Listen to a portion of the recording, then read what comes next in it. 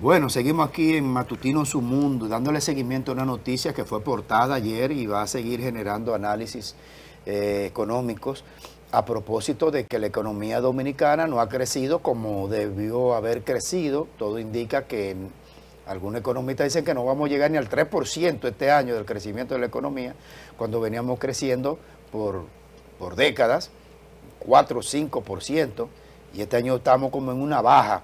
Y entonces lo que se llama el Banco Central y la Junta Monetaria han liberado 81 mil millones de pesos. Para entender esto, nosotros hemos contactado al profesor Antonio Siriaco, decano de la Facultad Económica de la UAS. Buenos días, decano. Buenos días, Graimer, Marino, Maxi, José Tomás. Estamos por aquí.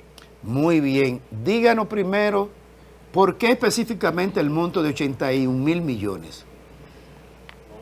Bueno, evidentemente que ese es un monto que fácilmente lo puede absorber los sectores productivos. Tú sabes que el Banco Central ha sido cuidadoso en los últimos meses por el tema de tipo de cambio.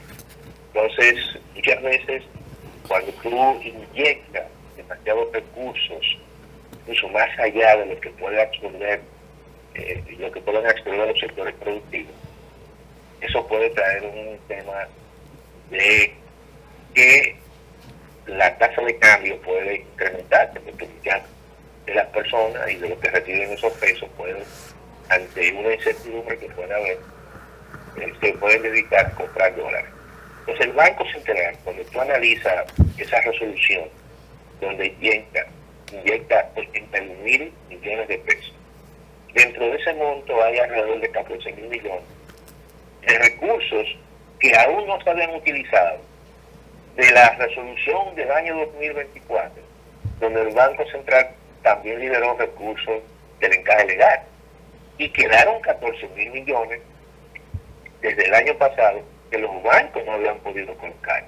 Por lo tanto, a eso se le suma 50 mil millones que se liberaron ahora, más 17 mil millones de recursos, como dice el banco, de facilidades de liquidez rápida, que habría que pagarle al Banco Central. Entonces el banco lo que hizo fue que ese monto de 17 mil millones lo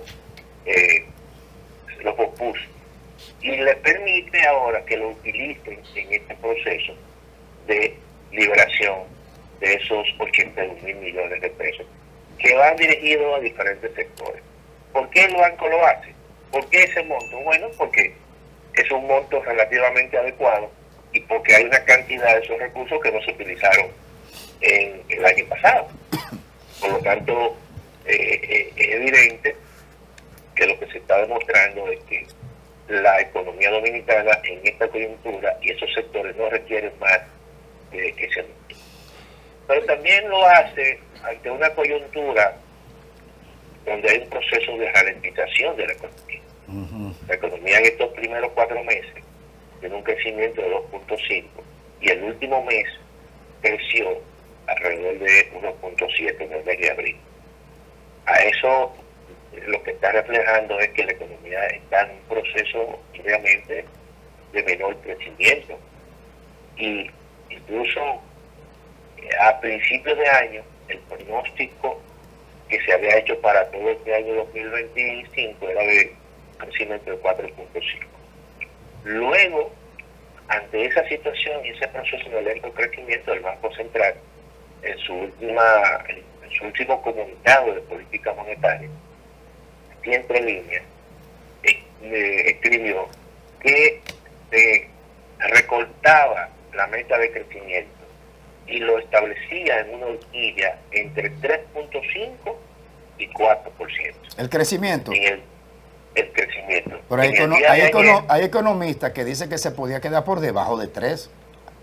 En el día de ayer, el Ministerio de Economía también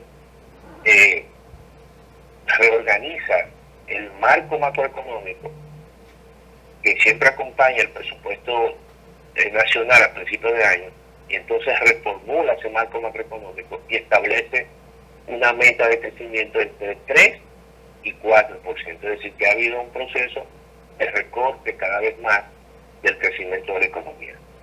¿Qué ocurre?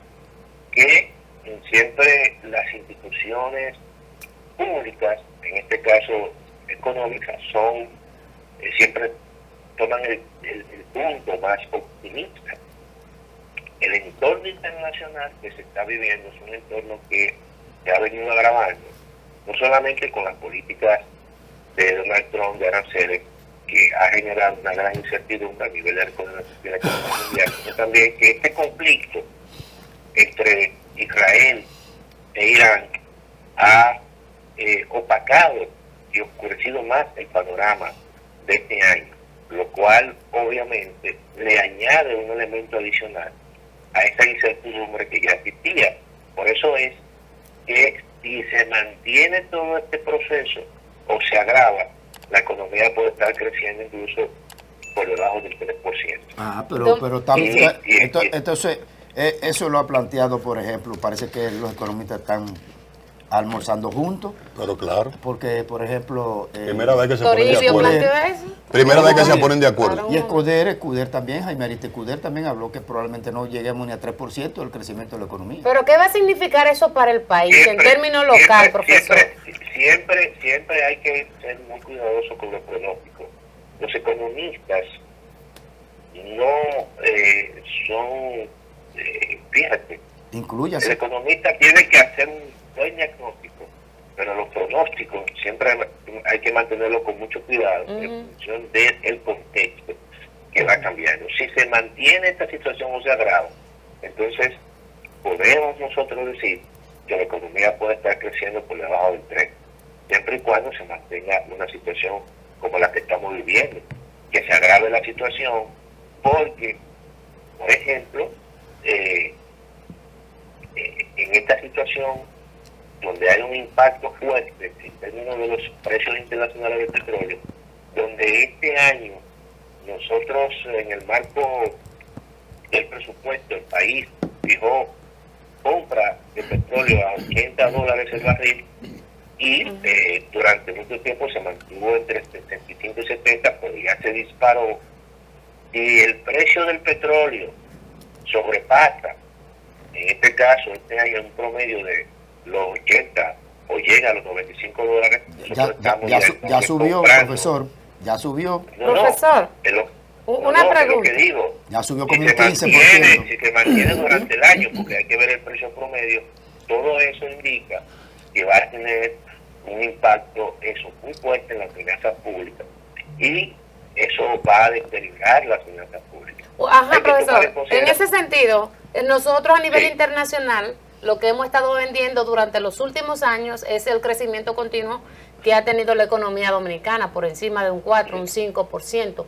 ¿Qué va a significar esto tal vez para el país, el que no logremos llegar ni a un 4%, tanto a nivel nacional como ante la mirada internacional? Mira, siempre hay que ver el entorno internacional y el comportamiento del resto de la economía. La economía dominicana no es una economía que está aislada. La economía dominicana, quiera o no, está integrada comercialmente a los Estados Unidos. El 50% de la inversión extranjera viene de Estados Unidos, el 85% de las remesas provienen de Estados Unidos, el 68% de las exportaciones de zona franca van a Estados Unidos y además también gran parte de los turistas que vienen a la República Dominicana vienen de Estados Unidos. Entonces, esta situación de incertidumbre y de impacto y de conflictos va a generar que la economía mundial crezca menos. Y eso va a tener un efecto diferenciado en función de la región. Por ejemplo, aquellos países que son exportadores de petróleo, evidentemente que eso le va a beneficiar, porque los precios del petróleo se van a disparar. Pero con los países como la República Dominicana, que son importadores netos de petróleo, eso lo va a perjudicar aún más, porque nosotros, el 18% de las importaciones que hace la República Dominicana es de la factura petrolera. Y además, hay que tomar en consideración, por cada $1 en que se incrementa el precio internacional del petróleo, eso incrementa la factura petrolera dominicana en $45. Profesor. Y eso va a tener un impacto porque el gobierno tendrá que subsidiar los combustibles para que los combustibles no se incrementen de precio. Oye, Eso bien, es siempre. ¿Está subsidiado ya más? Eso es siempre. si aumentan los subsidios, eso le quita capacidad al Estado Dominicano para que esos recursos que antes lo tenía libre y que ahora lo va a dedicar a subsidios, pero no lo va a dedicar a la inversión pública. Entonces muchos de los proyectos se pueden retrasar. Y cuando la economía crece menos, entonces también significa que eso ralentiza el empleo, la creación. El profesor, que ha sido una de las grandes críticas al actual gobierno, el hecho de la baja inversión en proyectos de alto impacto, en obras de infraestructura. Sí, porque tiene restricciones muy fuertes en las finanzas públicas. Entonces, eso es un panorama, obviamente, que a la economía dominicana no le conviene. Claro, eso va a afectar también a otras economías, una más que otras. Nosotros no estamos aislados, ¿verdad? Las economías del mundo de hoy están globalizadas y cuando eso se restringe, eso significa que menos gente toma un avión para viajar, menos gente toma préstamos para hacer construcción o para invertir. Todo eso implica un menor crecimiento de la economía. Profesor Siriaco, finalmente, profesor, de esos 81.000 millones, ¿cuáles sectores usted cree que van a acceder más rápido y a qué sector le conviene para fines de la economía? Que tal sector vaya y busque cuarto de esos 81.000 millones. Mira, el banco hizo una distribución por sectores, MIPYMES, sector gobierno, sector comercio. Construcción. La construcción, ahora, la agroindustria. El sector que más yo creo que se va a beneficiar. ¿Quién? Porque ha sido un sector que ha crecido menos y es el que tiene más participación en la economía, es el sector de la construcción. El sector de la construcción ha tenido crecimientos negativos en los últimos meses. ¿Cómo? Y eso claramente, sí, a pesar de que se ha hecho un esfuerzo importante, pero ha sido un sector que ha sido afectado, en primer lugar, por altas tasas de interés. En segundo lugar, porque los precios de los materiales a nivel internacional se han incrementado. Y eso entonces ha hecho que construir una vivienda y vender un proyecto inmobiliario sea altamente costoso. Por lo tanto, la demanda de vivienda en la República Dominicana, la demanda de apartamentos, eso ha disminuido de forma considerable y ha traído como consecuencia que ese sector haya caído. Por lo tanto, el Banco Central, una parte importante de los recursos que ha liberado del Estado legal, posiblemente vayan a apoyar al sector de la construcción, que es el sector que tiene mayor participación en la economía dominicana. Como consecuencia es el que más recursos en estos momentos necesita. Muchas para gracias. salir del estancamiento. Muchas gracias, profesor Antonio Siriaco, decano de la Facultad de Ciencias Económicas de la Universidad Autónoma de Santo Domingo. Y próximo rector podría ser, ¿no? Claro. No te va, hasta ahora viste el rector, está esperando. Seguimos avanzando, profesor. Se puede. Como dice Maxi, seguimos avanzando. Profesor Siriaco, Roberto Monclús, Ajá, oiga final. lo que le voy a decir. Deja de estar confundiéndome de que con Magino, es Roberto Monclús que te habla. No, está bien, pero en un momento determinado ahí estaba Marino, evítate problemas. Mire, Siriaco. Roberto. Dime. Tranquilo. Mire, profesor. Muy lejos, sí. ¿Usted sabe por qué sacamos a Marino de aquí? Por lo mismo que está haciendo Por conspirador. Pero Marino Marino es una persona de la iglesia. Bueno, muy bueno. ¿Con quién está usted para la rectoría de la UAS, profesor? No, yo estoy con el doctor Ajana.